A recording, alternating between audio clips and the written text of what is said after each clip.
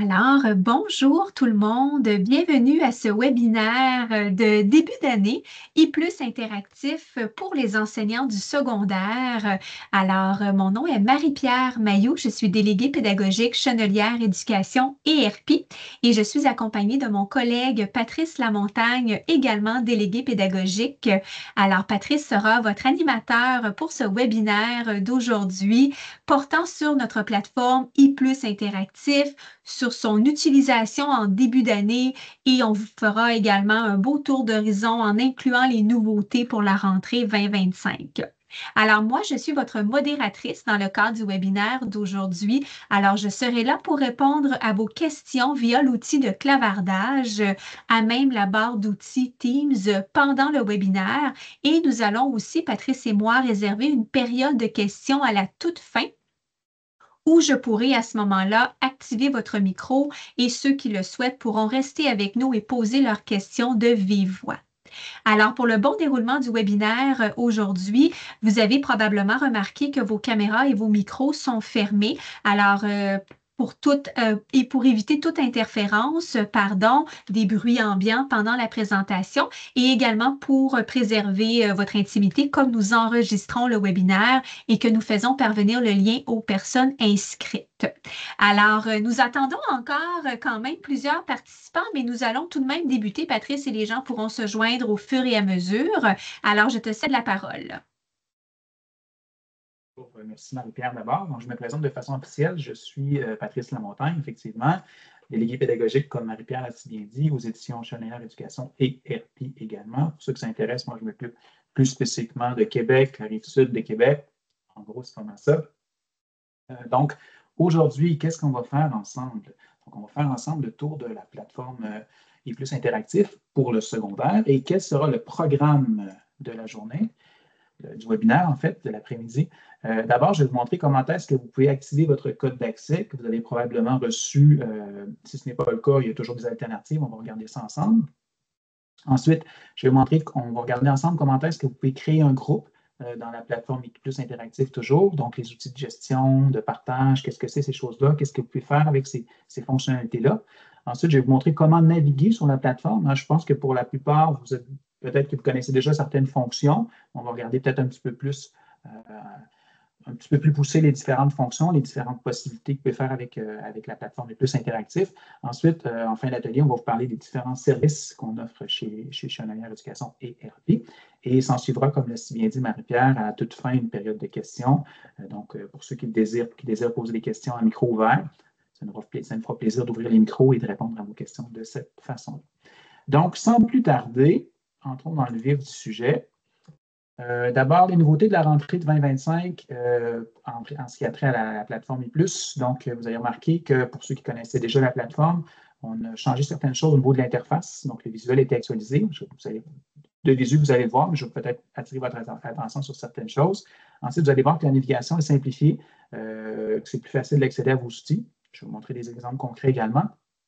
Vous allez voir qu'il y a des fonctionnalités aussi qui sont enrichies pour répondre à vos besoins quotidien. On va regarder ensemble qu'est-ce qu'on entend par fonctionnalité enrichie. Vous allez voir, c'est super intéressant.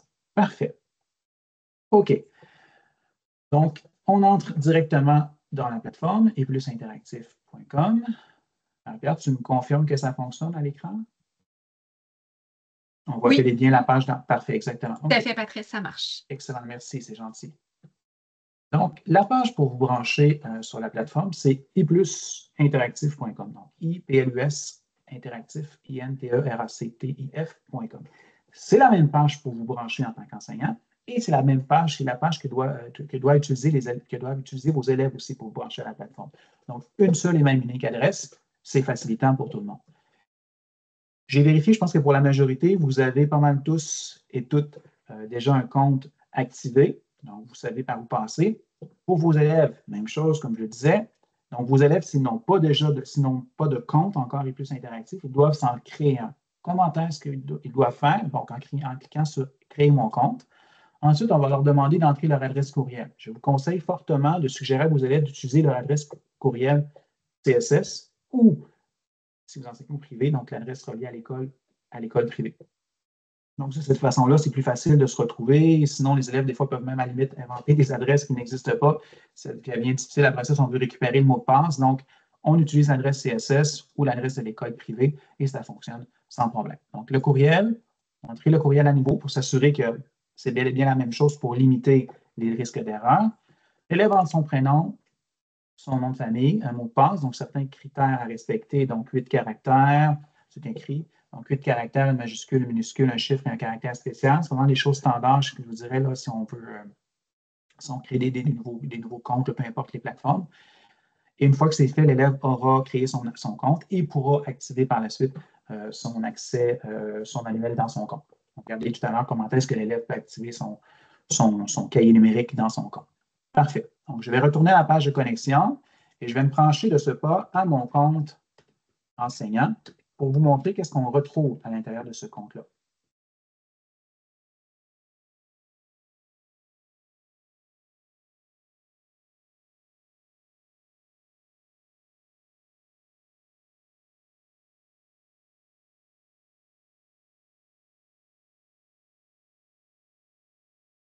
Donc, vous avez remarqué ici qu'on a vraiment l'environnement.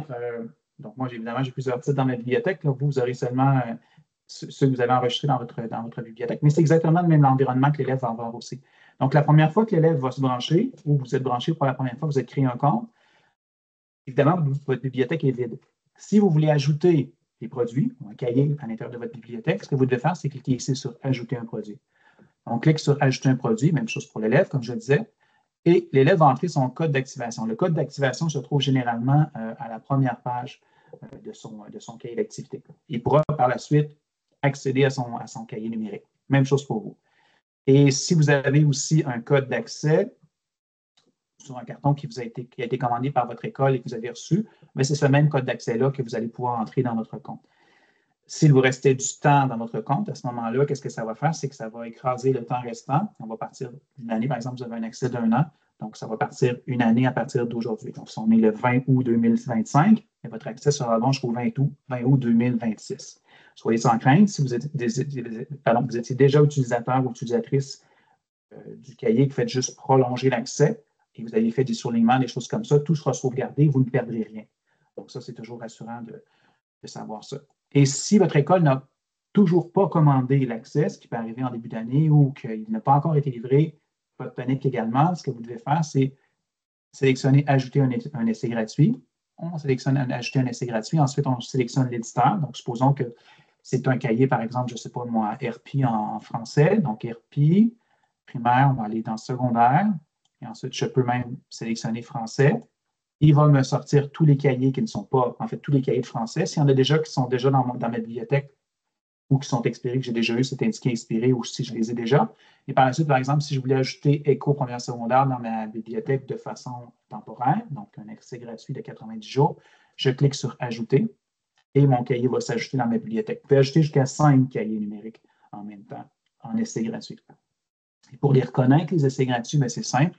Juste fermer ici. Dans votre bibliothèque, vous allez avoir un petit onglet, pas un petit onglet, mais un petit icône ici écrit Essai gratuit en orange. Donc, ça veut dire que c'est un accès pour 90 jours.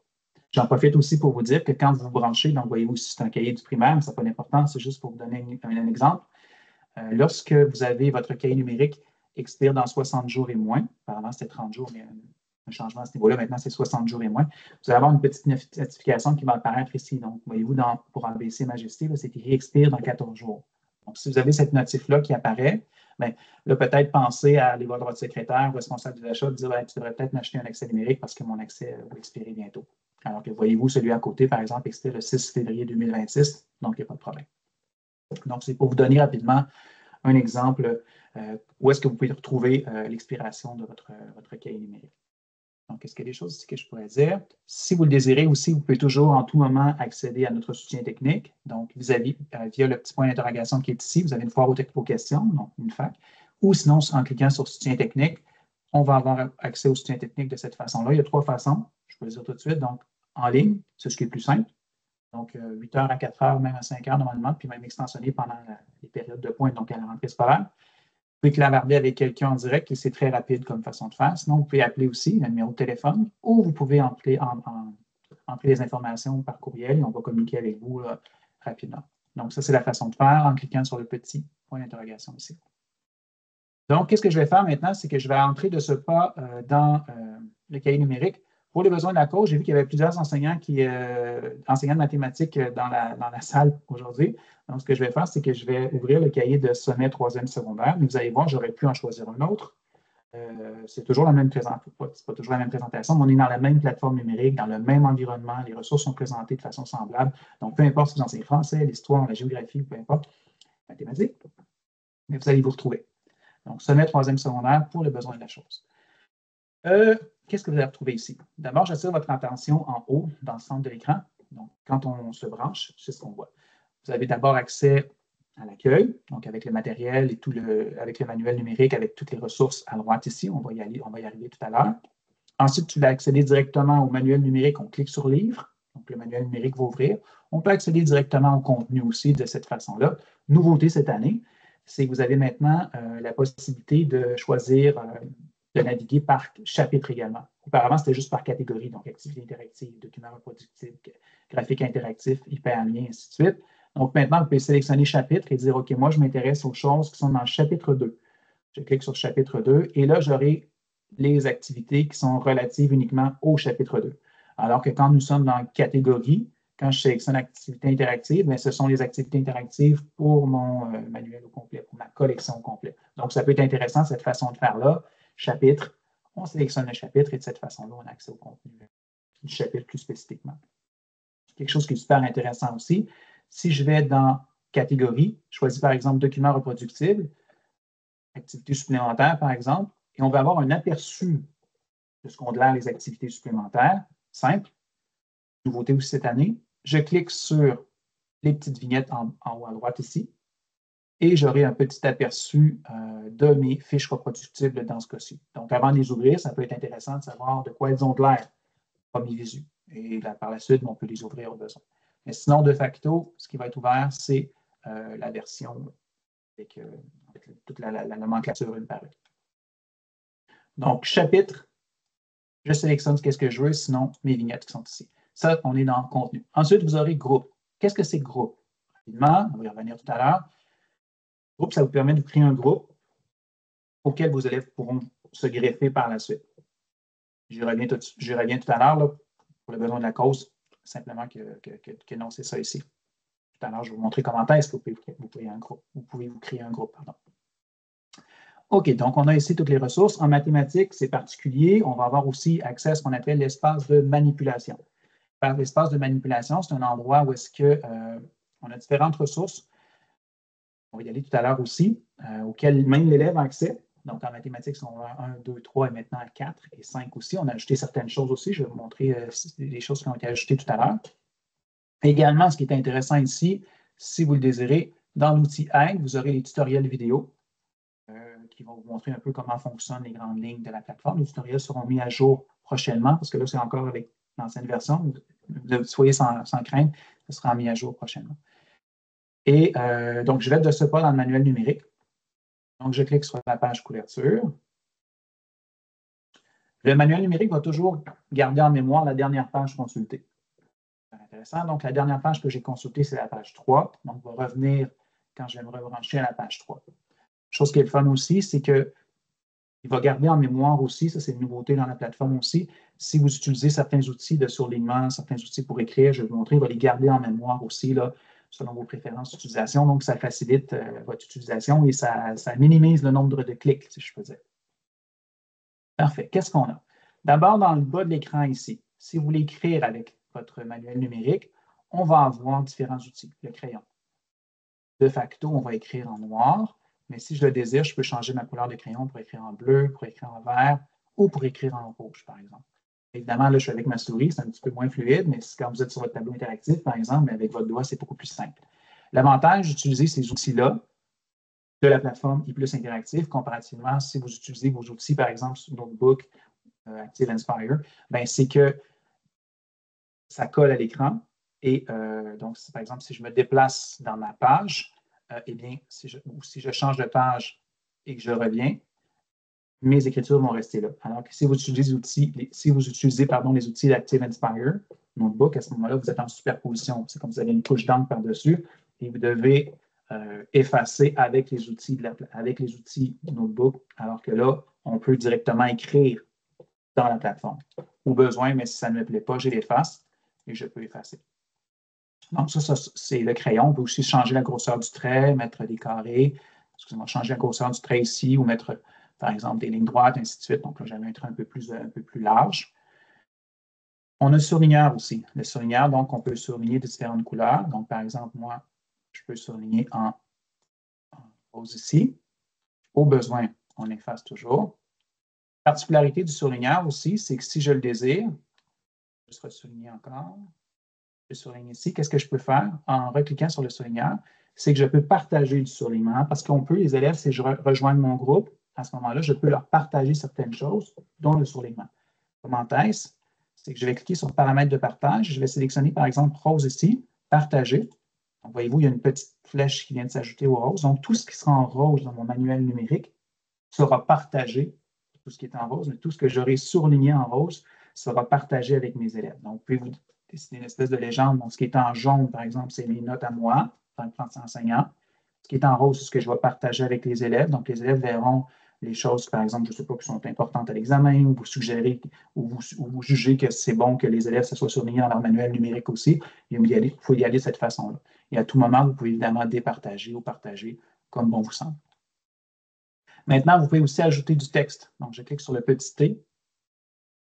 Et là, je peux ajouter des notes. Par exemple, vous jugez que c'est important ici. Donc, on peut ajouter du texte et le bouger au préalable. Ça peut être quelque chose qui peut être fait aussi. Ça va rester là tant que vous ne l'effacez pas. J'ai oublié aussi de vous parler des notes. La petite note aussi, le petit post-it. On clique et je peux ajouter des notes pour vous. Ne pas oublier de 3 petits points. Si vous voulez, vous pouvez ajouter des notes pour vous ou encore une fois, les partager avec vos élèves. Dire, OK, tout ce qui est en jaune, je crée une légende encore, je partage avec mes élèves si on rejoint mon groupe. Je vais vous montrer tout à l'heure comment rejoindre un groupe. Je sélectionne partage et voyez-vous, j'ai une petite flèche ici qui est apparue. Donc, tout ce qui sera une note avec une petite flèche de cette façon-ci, donc toutes les notes en jaune, seront partagées avec mes élèves. Donc, les élèves, quand ils vont ouvrir leur cahier numérique, ils auront accès à ces informations-là. Et là, à un moment donné, si vous venez que vous avez plein de notes et vous voulez juste effacer momentanément ce que vous avez fait à l'écran, il y a une façon de le faire sans effacer de façon définitive, vous allez comprendre. C'est ce à quoi sert le petit œil dans le milieu de l'écran dans le bas, cacher des annotations. Hein? Donc, voyez-vous, c'est quelque chose de nouveau aussi. Hein? Quand je me promène avec ma souris ou avec mon doigt, la fonctionnalité va être définie dans le haut texte, note. Donc, je clique sur cacher les annotations et ça disparaît temporairement. Et quand je reclique sur cacher les annotations, ça réapparaît. Donc, ça vous permet peut-être des fois, vous ouvrez votre manuel numérique, vous surlignez des choses. Et par expérience, pour avoir déjà enseigné, les élèves, des fois, qu'est-ce qu'il y en a qui vont faire? C'est quand ils voient l'écran qui s'ouvre, ils voient des choses qui sont surlignées, ils ne vous écoutent plus. Tout ce qu'ils font, c'est qu'ils surlignent dans leur cahier, ils font la même chose. Donc, pour éviter ça, vous faites votre surlignement d'avance, vous cachez votre surlignement, par exemple, et au moment que vous voulez le faire apparaître, vous réapparaissez. Vous cliquez sur cacher les annotations et vous le resélectionnez, ça réapparaît. Si vous le voulez, vous pouvez effacer en cliquant sur l'efface comme je l'ai fait tout à l'heure. Ou sinon, il y a possibilité aussi d'effacer au complet la page en cliquant sur la poubelle. Je sélectionne la poubelle et par la suite, on va me dire est-ce que vous voulez supprimer toutes les annotations sur la page? Et ça, c'est une fonctionnalité aussi qui n'est pas si vieille que ça. Donc, on peut sélectionner maintenant toutes les pages du livre. Donc, si vous êtes à la fin de l'année, par exemple, là, vous dites OK, moi, j'aimerais ça recommencer mon surlignement pour l'année au complet. Bien, vous pouvez sélectionner toutes les pages du livre. S'assurer qu'on veut bien le faire parce que c'est irrémédiable. Si vous effacez tout, vous ne pouvez pas revenir en arrière. C'est pour ça qu'il va y avoir une deuxième notification qui va dire cette action supprimera toutes vos annotations sur toutes les pages du livre. Cette action est irréversible. Je confirme la suppression, donc tout supprimer. Donc, votre manuel numérique va se vider au complet, si je peux dire. Mais si vous désirez juste supprimer les annotations d'une page, on sélectionne sur la page et je sélectionne supprimer. À ce moment-là, ce sera les annotations de cette page-là uniquement qui seront supprimées. Donc, ça, c'est une autre façon de faire. Maintenant, ce que vous pouvez faire, c'est que vous pouvez ajouter du contenu aussi dans votre manuel numérique. Donc, relié à cette page-là, par exemple, parce que je suis à la page 3. Donc, je clique ici sur le contenu. Je peux ajouter des fichiers. Je peux ajouter des liens. Donc, fichier, donc je sélectionne mon fichier. sur mon ordinateur, je peux ajouter différents types de fichiers, donc PDF, Word, PowerPoint, Excel, différents types de fichiers Word, excusez-moi, Office et de la suite Google aussi. Je clique sur Annuler, je sélectionne mon fichier, je clique sur Sauvegarder, il va venir s'ajouter où est-ce que je veux, à cette page-ci. On peut ajouter des fichiers, des liens aussi, des liens Internet. Donc, vous avez vu, par exemple, un site Internet qui peut être pertinent ici. Vous avez des exerciceurs sur AlloProf ou peu importe qui peuvent être pertinents. Vous pouvez les mettre à cet endroit-là et les partager avec vos élèves au besoin. Partager la page. À ce moment-là, c'est quelque chose qui peut être fait aussi avec le lien lié à la page 3. Et on peut ajouter aussi des notes audio. Donc, je peux ajouter une note audio jusqu'à 3 minutes. Donc, pour vous, pour les élèves, comme bon vous semble. Qu'est-ce qu'on a aussi? C'est que si je le désire, je peux changer le mode d'affichage. Ça, généralement, c'est la façon que les enseignants aiment le mieux travailler. Donc, sur une page de cette façon-là. Mais sinon, pleine d'argent, excusez-moi, vous pouvez travailler aussi en format une page ou, si vous désirez, en format double page. Donc, certains enseignants apprécient cette façon de faire-là, d'autres non. Ça dépend de la façon que vous travaillez. À vous de juger. Mais généralement, quand on travaille avec les élèves en projection au tableau, donc souvent les enseignants préfèrent la pleine page. Sinon, si vous voulez zoomer un endroit en particulier, donc par exemple, le numéro 13 m'intéresse, je vais mettre l'accent sur le numéro 13, parce que moi, je vais cliquer sur le plus ici. Je clique sur le plus, je sélectionne mon numéro, et à ce moment-là, mon numéro va devenir pleine page. Si la barre ici me gêne, c'est vrai, je ne l'ai pas dit, je peux fermer la barre, la table des matières ici de cette façon-là. Donc, à ce moment-là, j'ai vraiment plus d'informations. Je n'ai pas des petites vignettes qui peuvent être dérangeantes. Les vignettes servent soit à quoi en passant, si vous voulez passer d'une page à l'autre, puis aller de cette façon-là. Ou sinon aussi, vous pouvez cliquer sur la table des matières. Donc, dire, OK, je suis dans le chapitre, par exemple, 2. Je veux aller dans, je ne sais pas moi, dans la section 2.1, 2.2, excusez-moi, bien, il va se rendre directement dans la section 2.2. Façon de faire pour se balader dans le manuel numérique, moi, ce que je préfère, c'est toujours écrire le numéro de la page. Donc, en haut à droite ici, 61, je vais aller à la page 3. On va à la page 3, donc c'est la façon la plus simple de faire. Donc, on était ici dans mon Zoom, la question 3. Je vais en sortir, je clique sur le Zoom moins et je vais revenir dans ma configuration initiale. Donc, ça, c'est intéressant. Donc, est-ce qu'il y a autre chose qu'on n'a pas vu? Ah, ça ici, vous allez peut-être vous en servir, ceux qui sont en sciences, par exemple, là, quand il y a un tableau périodique ou ce genre de choses-là, et on a besoin de faire pivoter la page, ça peut être intéressant. Mais sinon, pas vraiment d'autre utilité, là. À moins que les élèves travaillent comme ça. Et je reviens à la page dans le bon sens. On peut toujours mettre en mode plein écran. Donc, ça fait la même chose que la fonctionnalité F11, généralement, sur le clavier. Donc, je clique ici sur mode plein écran. Donc là, vous n'avez plus la barre de navigation en haut qui peut être dérangeante pour certains élèves. Je reclique ici et je vais revenir avec la barre de navigation. Donc, ça peut être quelque chose qui peut être intéressant aussi, là, dépendamment si vous voulez utiliser ou pas. Maintenant, en haut à droite, je votre attention sur la page. Je vais vous montrer qu'est-ce qu'il en était exactement. Et qu'est-ce qu'on va avoir comme outil aussi également, c'est que vous allez avoir un marque-page que vous pouvez utiliser. Donc, si vous voulez des pages mettre des pages pas l'index, mais avec un signet, excusez-moi. Donc, voyez-vous, j'avais mis un signet pour la page 3. Si je veux faire la même chose pour la page 4, je m'en vais à la page 4. Je sélectionne mon signet, donc il y a un petit signet ici qui va apparaître. Donc, ça peut être intéressant aussi de travailler de cette façon-là. Au besoin, je reclique dessus et mon signet va disparaître. Quelque chose qui est relativement nouveau aussi, c'est ça ici, ce qu'on appelle sélectionner une présentation. À quoi sert cet outil-là? Donc, c'est si vous désirez, si vous êtes du genre à utiliser plusieurs cahiers numériques pour vos élèves en fonction de vos différents groupes, mais vous pouvez dire, OK, dans un groupe en particulier, je vais surligner certaines choses, dans l'autre groupe, je vais surligner autre chose. Moi, j'aime ça surligner au fur et à mesure pour chacun de mes groupes. Mais vous avez la possibilité de le faire en ce qu'on appelle, nous, dans notre jargon, créer une présentation.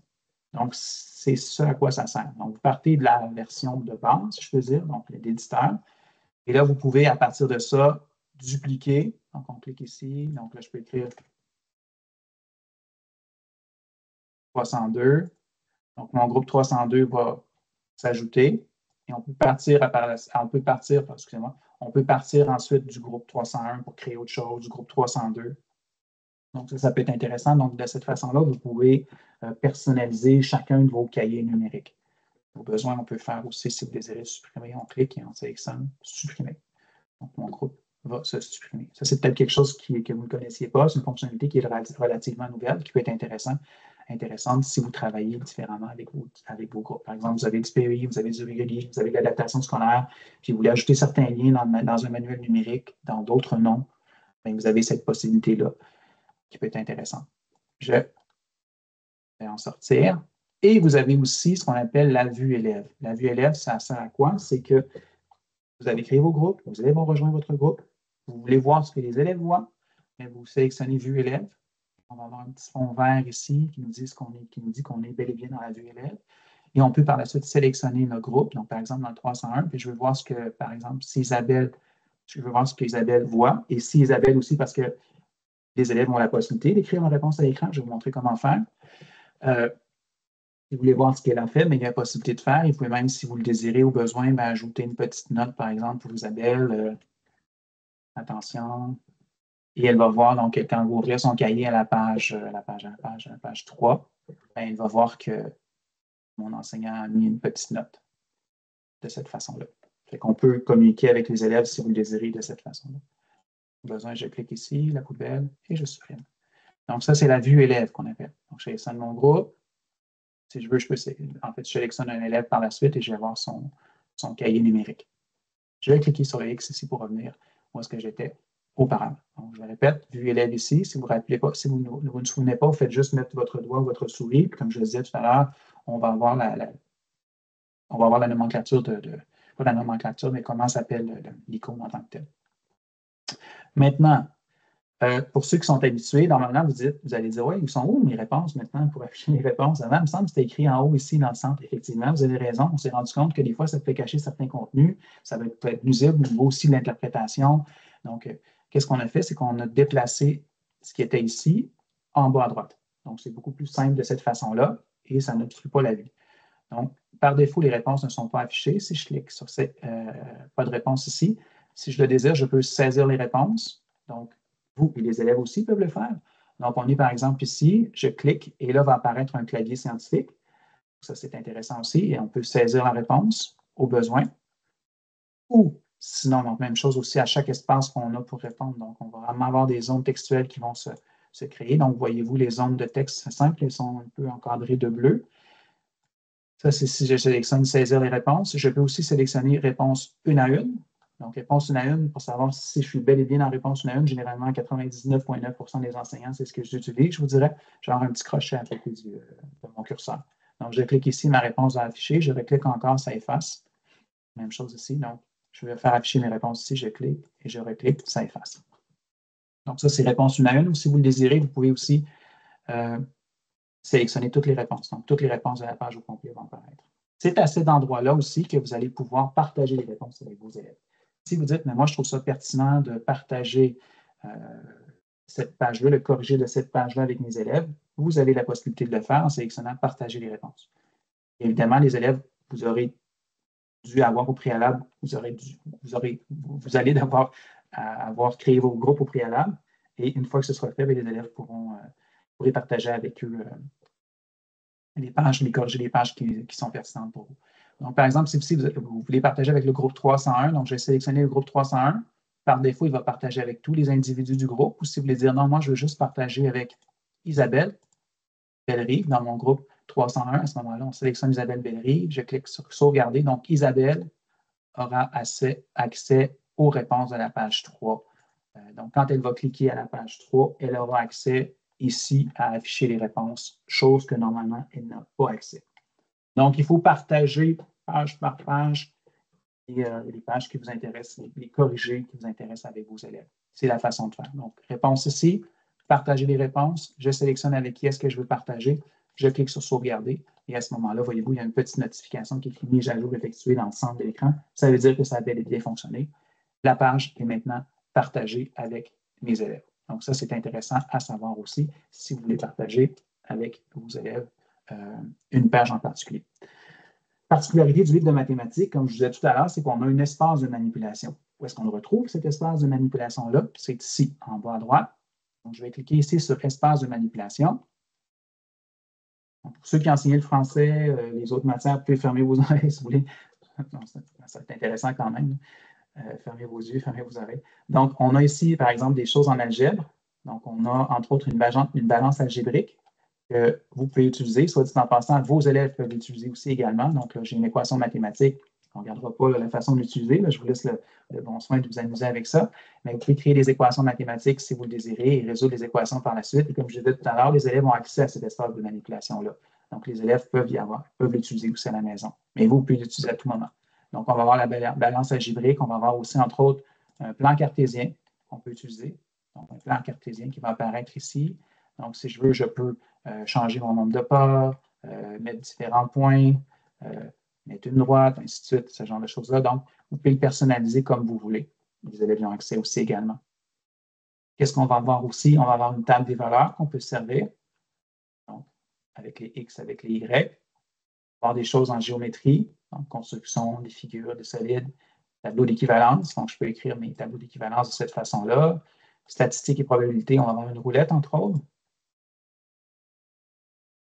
Donc, je peux avoir une roulette ici avec, je clique sur, donc je peux dire, OK, je veux, par exemple, on est plus secondaire 1, niveau 1 ou 2 comme niveau, là, mais quand même, pour vous donner une idée, je peux sélectionner le nombre de tours. Donc, je veux 5 tours. Excusez-moi, mon 5 n'est pas enregistré. Hein, je veux 5 tours. Je clique sur tourner. Donc, voyez-vous, là, mon tableau va se compléter là, au fur et à mesure des tours que je lui demande de faire. Donc, ça, c'est quelque chose qui est super intéressant. Donc, ce qu'on appelle l'espace de manipulation. Il est accessible. Je vais juste tasser ma barre ici. Espace de manipulation qui est accessible en cliquant ici sur espace de manipulation. Je me permets de prendre une petite pause pour demander à Marie-Pierre, y a-t-il des questions jusqu'à maintenant? Il n'y a pas de question, Patrice. On en comprend que tu expliques très bien. En effet, c'est clair. Pendant que tu reprends ton souffle, j'ajouterais peut-être un mini détail, en fait. Oui. Lorsqu'on est en partage d'écran, ça rapetisse beaucoup la résolution de l'écran. Donc, les gens peuvent trouver que les pictogrammes sont petits. Donc, je tiens simplement à souligner que notre plateforme, eh bien, elle est compatible avec un ordinateur portable, elle est compatible avec un iPad, une tablette, un Chromebook, et la résolution de l'écran va s'adapter aussi en fonction de l'appareil que vous utilisez. Alors, vous allez voir que les pictogrammes sont en effet beaucoup plus gros et les boutons beaucoup plus rapprochés que ce que vous pouvez voir à l'écran en ce moment si jamais vous vous posiez la question. Donc, sinon, Patrice, je pense que tous les outils ont bien été présentés. Je te remercie. Je te laisse poursuivre. Parfait, c'est gentil. Merci beaucoup de la précision. C'est très pertinent. Parfait. Donc là, je vais revenir sur la page où on était tout à l'heure, la page d'accueil. On va revenir où est-ce qu'on était et je vais regarder plus spécifiquement certains détails. Entre autres, qu'est-ce qu'on va voir ensemble? Je vais vous montrer, bon, je parlais tout à l'heure de création de groupe. Comment est-ce qu'on peut créer un groupe? Deux façons, en fait. En cliquant groupe ici, ou sinon en sélectionnant un groupe si vous avez déjà créé un groupe, ou sinon en cliquant sur groupe par défaut si vous n'avez pas créé le groupe. Donc, supposons que je clique sur groupe ici, je sélectionne groupe. Par la suite, je vais entrer dans l'environnement de groupe. Ce qui est important quand on parle de groupe, c'est que si vous voulez que les élèves vous rejoignent, vous devez absolument vous créer un groupe. Donc, moi, par exemple, voyez-vous aussi, j'ai créé le groupe 301, 302, et j'avais même aussi 301, je l'ai créé tout à l'heure, mais excusez-moi, dernièrement. Mais ce que je fais aussi souvent, c'est que je vais indiquer l'année scolaire de mes groupes en parenthèse. Petit truc. Pourquoi? C'est que les groupes vont être sauvegardés tant que vous ne les effacez pas. Et des fois, probablement, vous risquez, si vous avez le 301 cette année, d'avoir aussi le 301 l'an prochain. Donc, pour éviter de confusion, peut-être écrire en parenthèse 301, par exemple, 25, 26 ou 2025, 2026 ou 2025, comme vous voulez, pour qu'à ce moment-là, ce soit plus facile par la suite de vous retrouver dans vos choses. Si vous voulez faire des comparatifs d'année en année, parce que les informations ne se perdent pas. Vous allez garder vos groupes d'année en année. Donc, groupe 301, si je veux créer un groupe, donc c'est ce qu'on va faire ici, ajouter un groupe, on va lui donner un nom. Par exemple, moi, je vais l'appeler, on va l'appeler par exemple 305. Groupe 305, je sauvegarde. Et là, vous allez avoir un code qui va apparaître. 336 073.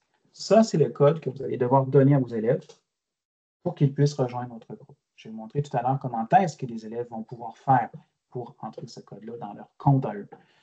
Et c'est un code qui est spécifique au groupe que vous venez de créer. Donc, 336 073. Si vous voulez l'afficher d'une autre façon aussi, on peut cliquer dans le bas à droite ici, dans le petit rectangle bleu. Et voyez-vous, groupe 305 336 073. Donc, ce sera un groupe numérique, un code numérique unique, généré de façon aléatoire, et qui correspond à ce groupe-là, à moi, Patrice Lamontagne, là. Donc, prenez pas en note ce groupe-là, ce numéro-là. Mais donc, ce qui est important de faire, c'est vraiment créer un groupe. Des groupes pour chacun des groupes que vous avez, prendre en note ces chiffres-là et par la suite les donner à vos élèves pour qu'ils puissent rejoindre vos différents groupes. Parfait. Donc, ça, c'est la création de groupe.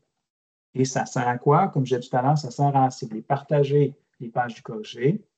Ça sert aussi à, si vous voulez ici, par exemple, vous êtes au niveau des activités interactives, parce que vous avez des activités interactives qui vous sont proposées de facto avec la collection. Vous cliquez sur activité interactive et vous dites, mettons, OK, activité interactive, je veux, si je désire, partager l'activité de mise au point aussi. Hein?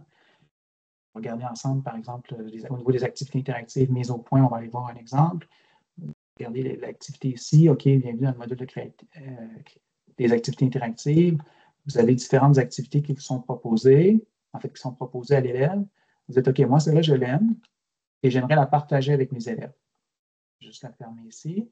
À ce moment-là, on peut la sélectionner, cliquer sur les 3 petits points ici et assigner à vos élèves. Ou cliquer sur assigner, ça revient à la même chose. Je sélectionne assigner et là, on va dire, OK, qu'est-ce que tu veux faire avec ça? Est-ce que tu veux l'assigner en mode apprentissage? Donc, en mode apprentissage, là, je vais juste vous montrer rapidement la base. On n'entre pas dans le détail. En mode apprentissage, c'est qu'il y a plusieurs essais, nombre illimité d'essais. En mode évaluation, donc, généralement, il n'y a, si je vais dans le réglage, qu'une seule tentative, mais je peux aller à 2 ou à 3. Ou sinon, vous pouvez barrer l'activité si vous l'aviez déjà rendu disponible. Parce que de facto, les activités sont toutes barrées. L'élève n'y a pas accès. C'est à vous de donner accès aux activités interactives. Donc, je reclique sur activité ici. Donc, vous dites, mettons, cette activité-là, 0.01, vous voulez la rendre disponible, vous voulez la rendre toujours disponible pour tous les groupes. Y aller de cette façon-là. Cliquez sur sauvegarder. Si vous dites, mais moi, j'aimerais ça la rendre disponible pour une période précise, on sélectionne préciser la période, je sélectionne une période, je clique sur sauvegarde. Donc, vous pouvez, de cette façon-là, la rendre disponible à un moment en particulier. Donc, par exemple, je clique sur toujours disponible ici. Je vais la rendre disponible du 20 au 22. Excusez-moi. C'est ça, du 20 au 22. Donc, on peut même sélectionner l'heure de début et l'heure de fin. Donc, par exemple, je ne sais pas moi, 16h40 à 16h40. Je clique sur sauvegarder. Donc, l'élève qui essaie de la faire avant le 20 à 16h40, ça ne marchera pas. Puis l'élève qui essaie de la faire le 22 après 16h40, ça ne fonctionnera plus non plus. Donc, il y a vraiment une période de temps. Puis y aller de cette façon-là. Sinon, on peut jouer dans les réglages aussi. Et on peut, si vous le désirez, aussi masquer certaines questions. Donc, là, il faut regarder au préalable quelles questions il y avait. On prend note celles qu'on aime, celles qu'on n'aime pas. Il va dire, OK, moi, la question 1, je ne l'aime pas. La question 4, je ne l'aime pas. La question 6 non plus. La question 8, donc l'élève n'aura pas à répondre à ces questions-là. Elles seront masquées. Je clique sur sauvegarder. Donc, ça, c'est quelque chose qui est super intéressant aussi. Vous pouvez le faire aussi en mode évaluation si bon vous semble. Donc, je le répète, au préalable, vous devez vous être créé un groupe et par la suite, vous pouvez assigner des activités interactives à vos élèves de cette façon-là. Maintenant, ce qui est intéressant aussi, ce que vous pouvez partager avec vos élèves, c'est tout le matériel reproductible. Donc, pour ce faire, je vais aller dans Documents reproductibles. Je suis ici. Donc, là, supposons qu'on a une activité supplémentaire qu'on veut partager avec vos élèves. Donc, mettons aussi l'activité sur les ensembles de nombres. On va juste l'ouvrir. On va juste l'ouvrir, excusez-moi.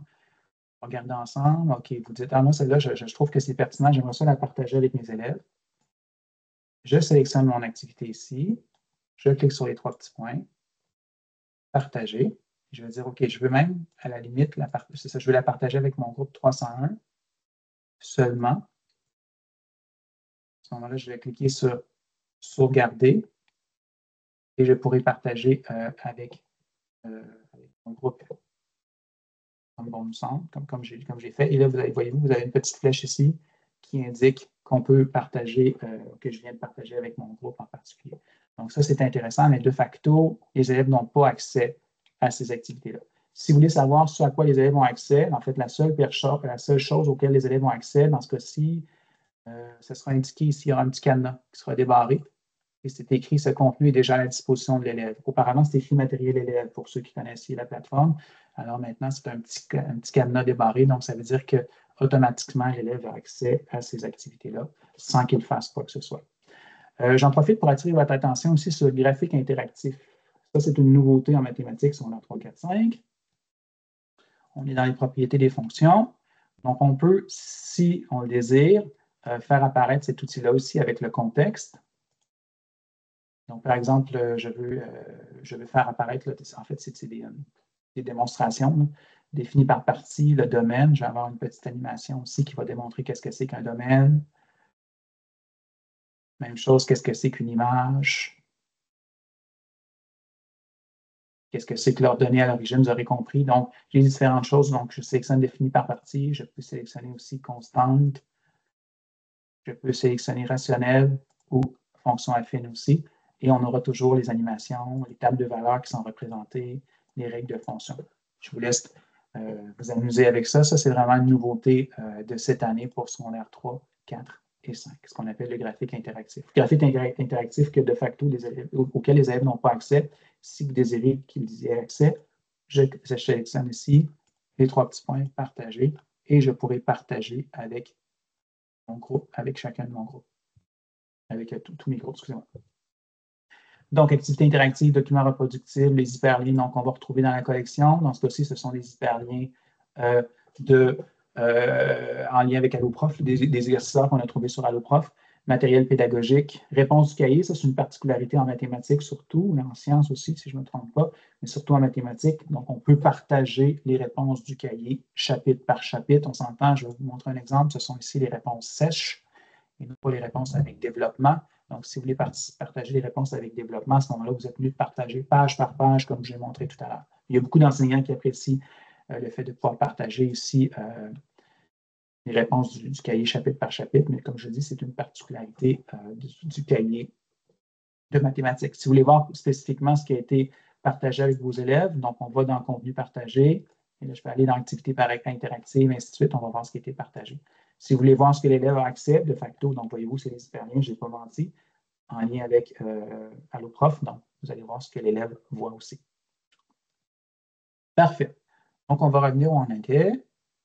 Donc, on a parlé d'espace de manipulation, on a parlé des activités interactives. Ah, les activités interactives aussi, ce ne sera pas le sujet aujourd'hui de la présentation, mais si vous le désirez, vous pouvez aussi maintenant créer une activité interactive. Donc, c'est une nouveauté, quelque chose qui date de l'an dernier, ou même ça fait déjà 2 ans, mais qui est passé sous silence pour plusieurs. Vous pouvez, si vous le voulez, créer une activité interactive de toute pièce, donc activité vrai ou faux, par association ou réponse brève. Donc, on peut de cette façon-là créer une activité interactive là, de toute pièce. Donc, ça, c'est quelque chose qui peut être super intéressant aussi. Parfait. C'est pendant le tour, je vous dirais. Oui, c'est des choses que je n'ai pas dit. Pédagogique, réponse du cahier, tutoriel, oui. Maintenant, ce que je vais faire, c'est que je vais me débrancher de mon compte élève et je vais me brancher dans mon compte enseignant. Excusez-moi, je vais me débrancher de mon compte enseignant pour me brancher à mon compte élève pour vous montrer ce que l'élève voit et de quelle façon il peut rejoindre un groupe. Donc, je suis ici. Je vais me déconnecter. Donc, je vais me brancher avec un compte élève que j'ai créé.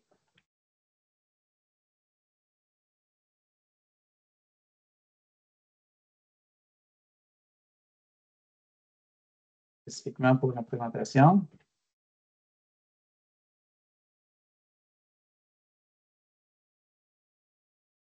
Donc, voyez-vous ici, dans ce cas de mon élève, il n'y a qu'un seul produit, qu'un seul cahier qui se retrouve à l'intérieur. C'est le cahier sommet 3e secondaire.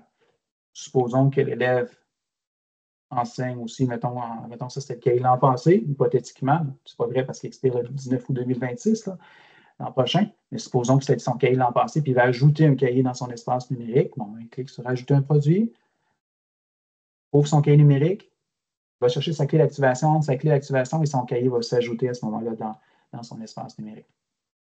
Il va s'ajouter ici à côté de sommet. Donc là, pour les besoins de la cause, je vais cliquer sur sommet. Donc, voyez-vous, là, je suis vraiment dans mon cahier numérique et l'élève, je vais juste. Donc, l'élève a déjà rejoint un groupe. Ce qu'on va faire, c'est qu'on va juste. Tour de passe-passe, je pensais que j'avais. Je vais juste apporter une petite Vas-y, précision, Marie-Pierre. Patrice. C'est quand on parle beaucoup, des fois, on s'enfarge un petit peu. Donc, tu as dit le code dans le cahier numérique pour Ah, cahier, débloquer. papier. Donc, seulement corriger exactement le cahier papier. Donc, quand vous Excuse-moi. achetez un cahier RP ou Chenelière, à l'intérieur, vous avez un code d'activation élève qui permet d'avoir accès à la version numérique du cahier si vous Oui, avez acheté un combo. Et chez Chenelière Éducation au c'est en secondaire, on vous place. offre également des versions numériques élèves seulement. Donc, l'élève reçoit, même principe, à ce moment-là, un code, mais cette fois-ci sur un carton, et va passer exactement par le même processus que Patrice vous a montré. Alors Merci, voilà, Marie-Pierre, de juste la petite précision. C'est très précision. pertinent. Parfait. Merci de la précision. C'est très pertinent. Ce que je vais faire, c'est que, voyez-vous, je vais juste vous montrer une petite fonctionnalité. On peut retirer les élèves d'un groupe. Donc, je vais retirer l'élève de mon groupe. Je pensais que je l'avais. Et je vais me débrancher, puis on va revenir. Juste pour vous montrer ce que l'élève voit. Normalement, ça, c'est la formation 2.0, mais vous l'avez en primeur.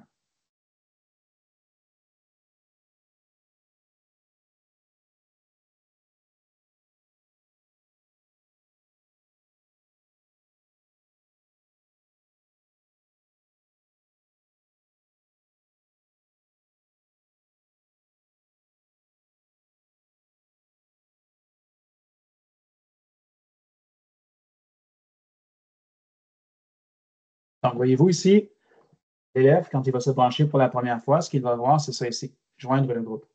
Donc, le code tantôt que je vous parlais tout à l'heure, qui est créé automatiquement lorsqu'on crée un compte, ben, l'élève va entrer ce code-là, code numérique, entre le code numérique et à ce moment-là, par la suite, on va rejoindre mon groupe. Ça va être écrit, comme vous avez vu tout à l'heure, je joins le groupe de Patrice Lamontagne, 301. Donc, l'élève va pouvoir voir qu'il a bel et bien rejoint mon groupe. Donc, une fois que vous allez lui avoir attribué des exercices, vous allez avoir assigné des exercices quand il va les avoir faits, vous allez le voir apparaître dans votre compte numérique. Donc, c'est facile de faire. Et si vous avez partagé des élèves, des choses avec les enseignants, vous allez voir ici quelque chose qui va apparaître, qui va être écrit partagé avec mon enseignant. Et dans ce cas-ci, donc, la seule chose qui est partagée d'office, comme je disais tout à l'heure, c'est les exercices à vos profs. Donc, il y a accès de facto.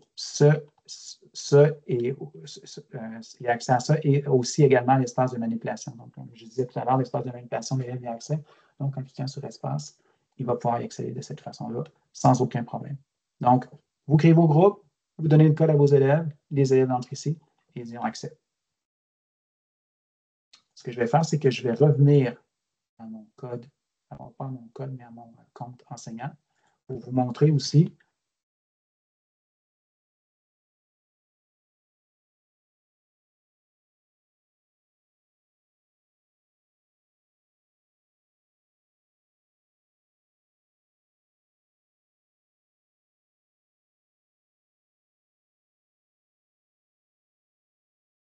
Donc, pas l'élève, mais l'enseignant, quand il se branche à son compte et qu'il veut aller voir qui sont dans son groupe, je vais revenir ici à mon sommet 3e secondaire, sous-groupe. Donc, par exemple, dans mon groupe 301, je veux savoir qui est dans mon groupe 301. Je vais sélectionner liste des élèves. Donc, vous allez avoir l'ensemble des élèves qui sont dans le groupe en question. Donc, si vous voyez qu'il y a certains élèves qui ne s'y retrouvent pas, ben à ce moment-là, c'est parce que ça n'a pas fonctionné, ils n'ont pas réussi à rejoindre votre groupe correctement. Fait que vous pouvez voir de cette façon-là si vos élèves ont rejoint votre groupe ou pas. Ils peuvent même consulter leur adresse courriel aussi. Donc, des fois, les élèves vont demander OK, comment ça ne marche pas? J'essaie de réinitialiser mon mot de passe et qu'ils se sont trompés dans leur adresse courriel quand ils ont entré, quand on crée leur compte. Donc, de cette façon-là, ça peut être intéressant de faire aussi. Si vous voulez aussi, une fois que les élèves ont répondu à les questions, mais vous pouvez évidemment aller consulter leurs résultats. Donc, je clique ici, par exemple, sur les trois petits diagrammes à droite. Et là, je veux savoir que Isabelle Bellerive a eu 24 sur 25, elle a eu 96 donc, elle a eu bon à toutes ses questions. Caroline a eu 68 donc elle est en train de faire ses exercices, elle n'a pas terminé complètement, donc jusqu'à maintenant. Et elle a échoué la question 1, la question 2. Les questions qui sont en rouge, c'est les questions qui ont été échouées, donc 60 et moins. Donc, rapidement, par exemple, ça peut nous donner une idée de, voyez-vous, comme les questions aussi, par exemple, je ne sais pas moi, la question 5, bien, il y a 2 élèves sur 6 qui n'ont pas répondu correctement, donc peut-être que c'est une question qui un concept, quelque chose qui est acquis, alors qui est plus ou moins acquis, alors que, excusez-moi, la question numéro 8, on voit que tout le monde y répond correctement, donc nécessairement, c'est quelque chose qui est plus acquis. Ça vous permet de vérifier quelles notions sont acquises, quelles notions sont moins acquises, peut-être par la suite proposer certaines activités autres en fonction du portrait de vos élèves, en fonction du portrait de votre classe.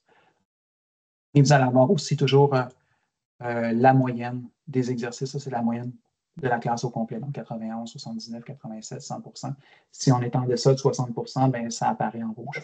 Comme j'ai dit tout à l'heure, la liste des élèves, les paramètres du groupe, si vous voulez changer le nom du groupe, vous avez cette possibilité-là aussi. Je vous dirais que ça fait un bon tour de la plateforme numérique ePlus Interactif. Marie-Pierre, avons-nous des questions?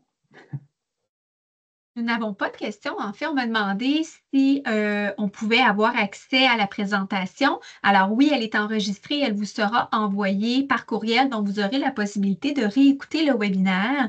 Sachez qu'il y a plusieurs éléments que Patrice a présentés aussi qui sont disponibles sous forme de courts tutoriels vidéo que vous pouvez réécouter en cours d'année. Les tutoriels sont disponibles à même la plateforme sur la page d'accueil, telle que Patrice vous l'a présenté là, au début du webinaire. Et de mon côté, je vous ai partagé un lien menant à un document PDF dans la section clavardage qui explique très bien la procédure élève pour se connecter à son compte ePlus Interactif en début d'année et activer son cahier et rejoindre son groupe. C'est même un document que vous pourriez compléter et partager à vos élèves dans le besoin. Alors, vous avez également accès à ça et ce document-là se retrouve également sur notre site web RP dans la section Aide. Alors, c'était complet, Patrice. Je pense un beau tour d'horizon pour des enseignants déjà utilisateurs. Je pense qu'on a présenté les belles nouveautés pour des enseignants qui ne sont pas familiers avec la plateforme et qui l'utiliseront pour la première fois cette année. Eh bien, je pense qu'on a fait une belle présentation générale de ce qui est disponible. Alors, je te laisse revenir au PowerPoint pour compléter la présentation. Merci, Marie-Pierre. Donc, juste rapidement, je vois qu'il y a une main levée tout à l'heure. On va ouvrir vos micros, soyez sans crainte. J'y viens. Donc, sachez que nous offrons plusieurs outils didactiques chez Chenalière Éducation qui peuvent être super intéressants pour compléter votre enseignement, pour vous aider ou peu importe, pour vous donner des idées. On a sorti entre autres certains titres qui peuvent être intéressants. Donc, là, titres pour comment gérer les interactions en classe, donc des pratiques efficaces pour favoriser l'engagement et la réussite des élèves. Vous allez avoir quelque chose aussi qui peut être super pertinent sur l'art du questionnement. Donc, comment on peut mettre en place des stratégies efficaces pour favoriser une culture d'enquête en classe. Ou aussi, quelque chose un ouvrage qui vient de sortir sur revitaliser l'enseignement, donc s'appuie sur la science, donc les données probantes pour offrir les meilleures conditions d'apprentissage. Super intéressant, un ouvrage de John Tate qui est une adaptation de Geneviève Brassard. Donc, ça, c'est juste quelques titres qui sont mentionnés, mais vous en avez une pléiade sur chenalière.ca. /FR/didactique, /didactique.